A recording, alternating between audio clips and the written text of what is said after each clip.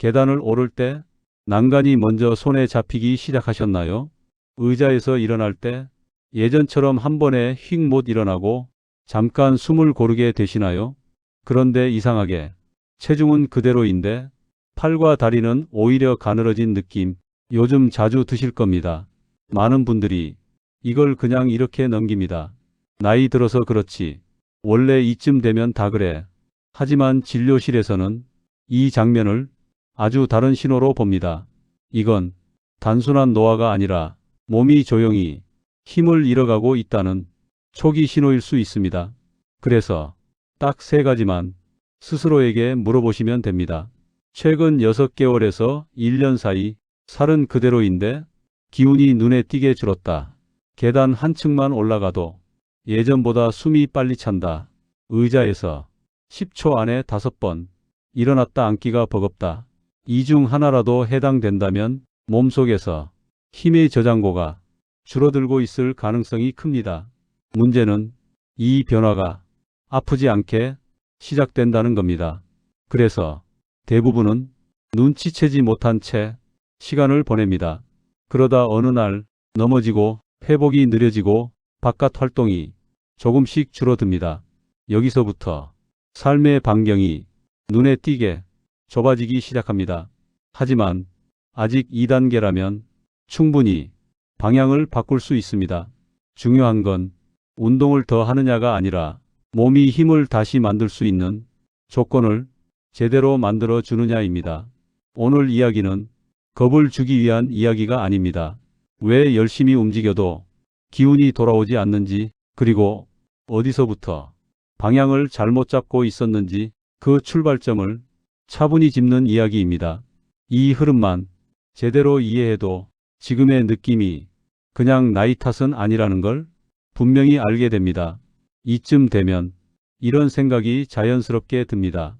그래서 요즘은 왜 유독 더 힘이 빨리 빠질까? 예전 어르신들 이야기를 떠올려 보시면 지금과는 조금 달랐습니다. 파치를 하든 장사를 하든 몸은 고단해도 기본적인 힘은 오래 유지되는 편이었죠. 그런데 요즘은 걷기 운동도 하고 스트레칭도 하고 영양제도 챙기는데 몸이 예전만 못하다고 느끼는 분들이 많습니다. 이유는 의외로 운동 부족이 아닙니다. 가장 큰 차이는 생활 방식과 먹는 방식이 완전히 바뀌었다는 점입니다. 지금은 활동은 쪼개졌는데 식사는 오히려 단순해졌습니다. 아침은 커피나 간단한 빵, 점심은 급하게 한 그릇, 저녁은 그날 기분에 따라 가볍게 끝내거나 한 번에 몰아서 먹습니다. 이렇게 되면 몸은 하루 종일 재료 부족 상태에 놓이게 됩니다. 문제는 근육이 이 상태를 아주 싫어한다는 겁니다. 근육은 필요할 때 조금씩 재료가 들어와야 유지됩니다. 그런데 재료가 들쭉날쭉 들어오면 몸은 이렇게 판단합니다. 아, 앞으로도 계속 부족하겠구나. 그래서 근육을 키우는 쪽이 아니라 아끼고 줄이는 쪽으로 방향을 잡습니다. 이게 가만히 있어도 근육이 조금씩 줄어드는 이유입니다. 여기에 나이가 더해지면 상황은 더 빨라집니다. 몸은 젊을 때보다 같은 양을 먹어도 재료를 덜 효율적으로 씁니다. 그래서 예전 방식 그대로 먹으면 먹고는 있는데 쌓이지 않는 상태가 됩니다. 이때 많은 분들이 운동을 더 늘립니다. 하지만 재료가 부족한 상태에서 운동만 늘리면 몸은 더 버거워질 뿐입니다. 마치 연료가 부족한데 엔진만 더 돌리는 것과 비슷합니다. 그래서 열심히 움직이는데 오히려 기운이 더 빠지고 회복이 더 느려졌다는 느낌이 들게 됩니다. 여기서 방향을 다시 잡아야 합니다. 운동을 줄이라는 말이 아니라 운동이 제 역할을 하게 만드는 조건부터 맞추자는 이야기입니다. 이 조건이 무엇인지가 다음 이야기 핵심입니다. 여기까지 이해되셨다면 왜 지금까지 운동은 했는데 몸은 그대로였는지 조금씩 그림이 그려지기 시작할 겁니다. 여기까지 들으셨다면 이런 생각이 스칠 겁니다. 그럼 나는 뭘 잘못하고 있었던 걸까? 대부분의 분들이 같은 지점에서 같은 착각을 합니다.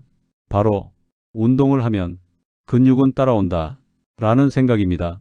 그래서 걷는 시간을 늘리고 계단을 더 오르고 집에서 가볍게라도 몸을 움직입니다. 그런데 몇 달이 지나도 힘은 그대로고 어떤 분들은 오히려 더 지쳤다고 말합니다. 이게 이상한 일이 아닙니다.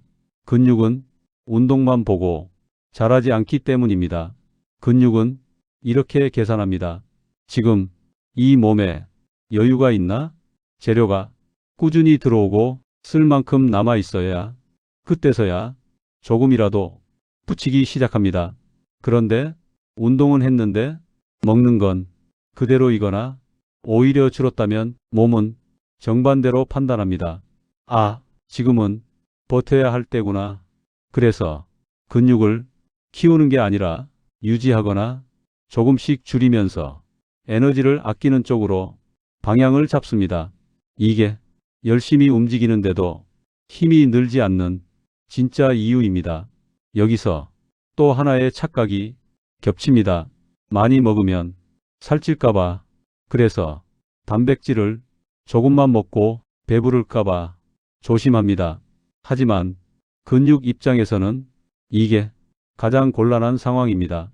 운동으로 자극은 받았는데 재료는 충분히 안 들어오니 몸은 그 자극을 위험 신호로 받아들입니다. 결과는 간단합니다. 회복은 느려지고 다음 날은 더 무겁고 점점 운동 자체가 부담이 됩니다. 그래서 어느 순간부터는 이렇게 말합니다. 운동하면 더 피곤해요. 이 말이 나오면 문제는 운동이 아니라 방식입니다. 운동을 그만두라는 이야기가 아닙니다. 운동이 근육으로 이어지지 못하게 막고 있던 이 착각을 먼저 내려놓아야 한다는 이야기입니다. 여기까지 오면 자연스럽게 다음 질문이 생깁니다. 그럼 근육이 붙기 시작하려면 무엇이 먼저 달라져야 할까? 이 답이 바로 다음 이야기 핵심입니다. 근육이 다시 붙기 시작하려면 복잡한 게 먼저 필요한 게 아닙니다. 딱 하나 조건이 바뀌어야 합니다. 몸이 지금은 만들어도 되겠다 라고 판단하게 만드는 신호입니다. 그 신호는 운동 강도도 아니고 비싼 영양제도 아닙니다. 의외로 아주 단순한 데서 갈립니다. 바로 언제 어떻게 먹고 있느냐입니다. 많은 분들이 하루 총량만 생각합니다. 오늘 단백질은 좀 챙겼나? 하지만 근육은 하루 전체를 한 번에 보지 않습니다. 근육은 순간순간을 봅니다. 지금 재료가 들어왔나? 지금 쓸 만큼 있나? 이 질문에 자주 예라고 답할 수 있을 때 근육은 그제서야 붙을 준비를 합니다. 그래서 조건은 하나로 정리됩니다. 단백질을 하루에 몰아서가 아니라 나눠서 들어오게 만드는 것. 이게 생각보다 큰 차이를 만듭니다. 아침에 거의 안 먹고 점심은 대충 저녁에 몰아서 먹는 패턴에서는 근육이 자랄 틈이 없습니다. 하루 중 대부분의 시간 몸은 재료 부족 상태에 있기 때문입니다. 반대로 아침이든 점심이든 완벽할 필요는 없습니다. 다만 하루에 두세 번이라도 몸이 지금은 부족하지 않다 라고 느끼는 순간이 있어야 합니다. 이 신호가 반복되면 몸의 판단이 서서히 바뀝니다. 이 몸은 지금도 버틸 수 있겠구나. 조금은 만들어도 되겠구나. 이때부터 같은 운동을 해도 느낌이 달라집니다.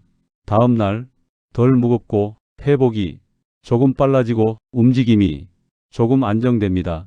이건 기분 문제가 아니라 몸의 계산이 달라졌다는 신호입니다.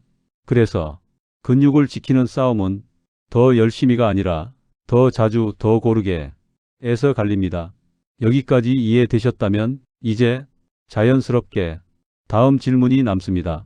그럼 실제로 무엇을 먹어야 이 조건을 만들 수 있을까? 이 답을 다음에서 하나씩 정리해 드리겠습니다. 여기까지 오면 이 질문이 자연스럽게 나옵니다. 그럼 무엇을 먹어야 근육이 붙기 시작할까? 이때 가장 먼저 떠오르는 게 계란입니다.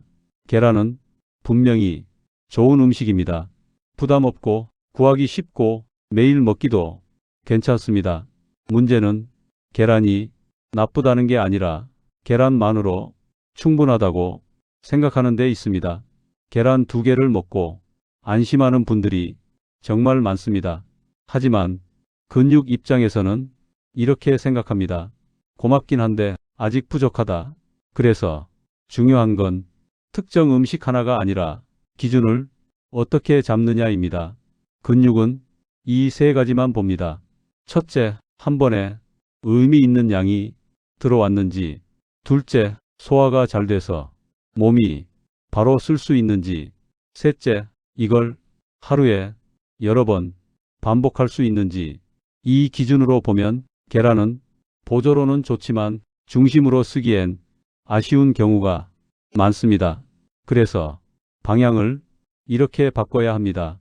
뭘 하나 더 먹을까? 가 아니라 어떤 조합이 한 끼를 지탱해 줄까? 예를 들어 단백질이 조금 더 밀도 있게 들어있으면서 소화 부담이 크지 않은 재료들, 그리고 씹는 힘이 많이 필요하지 않아도 몸으로 잘 넘어가는 형태, 이런 기준으로 고르기 시작하면 선택지는 자연스럽게 달라집니다. 고기냐, 생선이냐, 콩이냐를 따지기 전에 이게 한 끼 중심이 될 수 있나?를 먼저 보게 됩니다. 이 기준이 잡히는 순간 식단은 복잡해지지 않습니다. 오히려 매일 비슷해져서 지키기 쉬워집니다. 그리고 몸은 이런 단순함을 아주 좋아합니다. 이제 다음 이야기에서는 이 기준에 딱 맞는 실제 음식들을 몇 가지만 짚어보겠습니다. 많지 않습니다.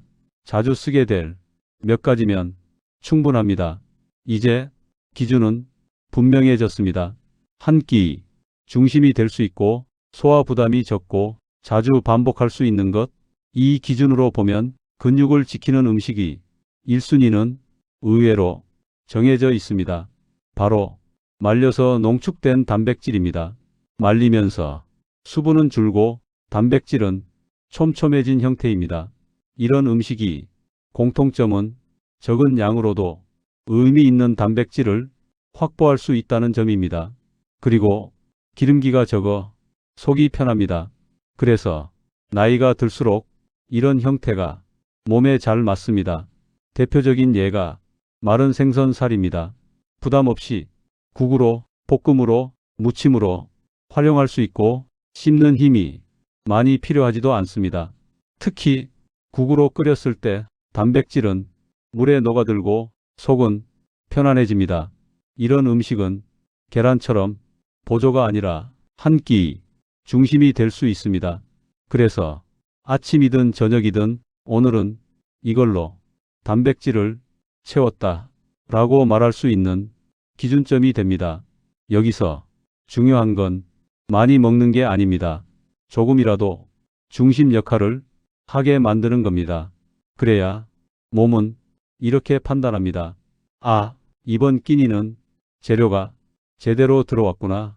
이 신호가 하루에 2번만 반복돼도 몸의 방향은 분명히 달라집니다. 이제 다음 이야기에서는 이 1순위 음식과 함께 쓰면 근육적으로 더 잘 이어지게 만드는 짝을 정리해 보겠습니다. 하나만 더해도 효과가 확 달라지는 그 조합입니다. 여기서 많은 분들이 이렇게 생각합니다. 단백질만 잘 챙기면 되는 거 아니야? 절반은 맞고 절반은 아쉽습니다. 단백질이 몸으로 들어오는 것과 근육 쪽으로 쓰이는 건 다른 문제이기 때문입니다. 그래서 여기서 결정적인 역할을 하는 짝이 하나 있습니다. 바로 같이 들어오는 에너지입니다. 단백질은 혼자서 근육을 만들지 않습니다. 몸은 먼저 이렇게 판단합니다. 지금 에너지가 부족한가 아닌가? 에너지가 부족하다고 느끼면 단백질은 근육으로 가지 않고 바로 소모 쪽으로 써버립니다. 그래서 단백질을 먹었는데도 힘이 안 붙는 상황이 생깁니다. 이걸 막아주는 게 아주 소량의 탄수화물입니다. 밥 한 숟갈, 고구마 몇 입, 빵 한 조각이면 충분합니다. 많이 필요하지 않습니다. 지금은 태워야 할 때가 아니라 만들어도 된다. 라는 신호만 주면 됩니다. 이 신호가 같이 들어오면 단백질은 그제서야 근육 쪽으로 방향을 잡습니다. 그래서 국에 단백질이 들어갔다면 밥을 완전히 빼지 않는 게 좋습니다.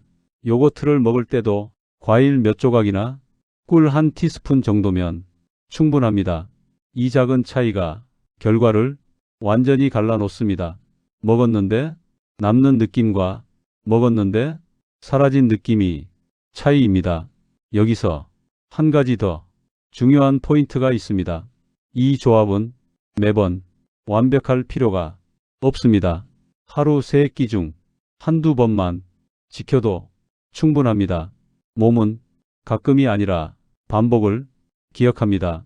그래서 이 조합이 며칠만 이어지면 아침에 몸이 덜 무겁고 다리가 조금 더 안정되는 느낌이 먼저 옵니다. 이건 살이 찌는 신호가 아니라 몸이 다시 쌓기 시작했다는 신호입니다.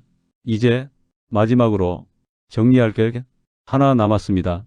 이 흐름을 어떻게 계속 유지할 것인가? 이걸 다음에서 아주 간단하게 마무리하겠습니다. 여기까지 이야기를 따라오셨다면 이제 하나만 기억하시면 됩니다. 근육은 특별한 사람이 가지는 게 아니라 조금이라도 지켜온 사람이 남깁니다. 하루를 완벽하게 관리할 필요는 없습니다. 운동을 못한 날이 있어도 괜찮고 식단이 흐트러진 날이 있어도 괜찮습니다. 중요한 건 계속 같은 방향을 보고 있느냐입니다. 근육을 지키는 방향은 생각보다 단순합니다. 재료가 너무 비지 않게 몰아서 쓰지 않게 몸이 쌓아도 되겠다고 느끼게 하는 것, 이 세 가지만 어긋나지 않으면 몸은 천천히지만 분명히 달라집니다. 어느 날 갑자기 젊어지는 일은 없습니다. 하지만 어느 순간 계단을 오를 때 난간을 덜 찾게 되고 의자에서 일어날 때 한 박자 덜 망설이게 됩니다. 이 변화는 작아 보여도 삶에서는 아주 큽니다. 움직임이 조금 편해지면 밖에 나가는 게 덜 부담스럽고 사람을 만나는 것도 조금 더 자연스러워집니다. 그렇게 하루가 조금씩 넓어집니다. 그래서 근육을 지킨다는 건 몸만의 이야기가 아닙니다. 내가 어디까지 혼자 갈 수 있는지를 지키는 이야기입니다. 오늘 이 영상이 그 출발점이 되었으면 합니다. 지금 당장 완벽하게 하지 않아도 됩니다. 오늘보다 내일 조금 덜 망치는 것, 그것만으로도 몸은 생각보다 오래 버텨줍니다.